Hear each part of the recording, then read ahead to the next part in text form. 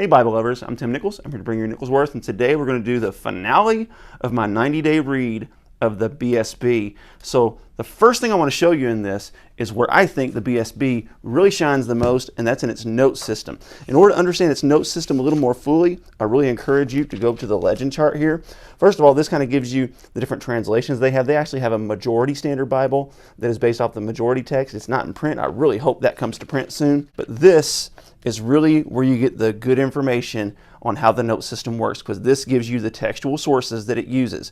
The Nestle and Anders 28th edition, which is what most of us are used to in our critical apparatus. Then we have the Society of Biblical Literature and several others. I don't want to read through all of them, the Westcott and Hort, but the two that I really want to point out is the Byzantine, which is the majority text, and of course we have the Textus Receptus, and it has both of them. Some people aren't aware there are actually more than one Textus Receptus. And then of course we have the Dead Sea Scrolls, the Hebrew Masoretic, we have the LXX, also known as the Septuagint, and then sometimes the Samaritan Pentateuch. So there's a lot of sources used in this Bible that really make this note system amazing. So what I want to do is I'm going to show you some things I saw in the New Testament that I found kind of interesting. First of all, when we get here to Luke chapter 20, verse 36, it says, in fact, they can no longer die. Generally, I see it to say, for they can no longer die. So they kind of want to try to give that a little extra punch there. I just thought that was interesting. It's not anything major. There's a couple other things that I thought were pretty cool with this one.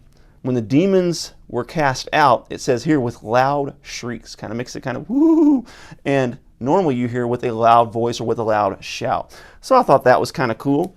And then when we get to Acts chapter 21, there's some interesting stuff in there. It says they are under the impression that you teach. And generally it says they have been told or they have been informed. And to say under the impression, it's kind of an interesting way to render that. And then I thought this was cool. It says to give notice of the date. So this is when Paul ended his Nazarene vow. And normally when you see that, it's like when the fullness of time had come or when all the requirements were met or something like that. So I thought that was an interesting rendering. And then it gets even more interesting as we go into Romans chapter 14. It says, accept him whose faith is weak without passing judgment on his opinions. And I noticed that this is also said in the NASB, the ESV, and the NET, but most of the times it'll say disputable matters, and that's where the note really comes in handy here, where it talks about the disputable matters. And the textual notes, again, when you see like the LXX, like you see here, when you see the BYZ, when you see the MS, it tells you which manuscript that it is pulling from. So all kinds of great little resources in here. We also have in this one, this is interesting because it says this is those that won't inherit the kingdom of God, and it lists the sexually immoral, and then it goes on and it says, nor men who submit to or perform homosexual acts. Now, the only time I've ever seen anything similar to this is in the NET with the full notes, and they call it passive and active homosexuals.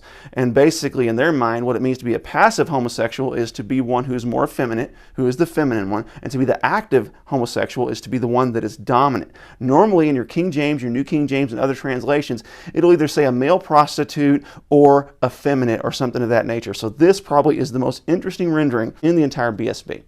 In 2 Corinthians chapter 2, verse 13, it says, I had no peace in my spirit.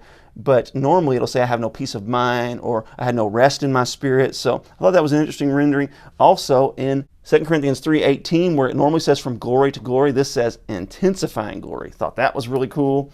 And then lastly, in Ephesians chapter 5, there's a few things in Ephesians that I thought stood out.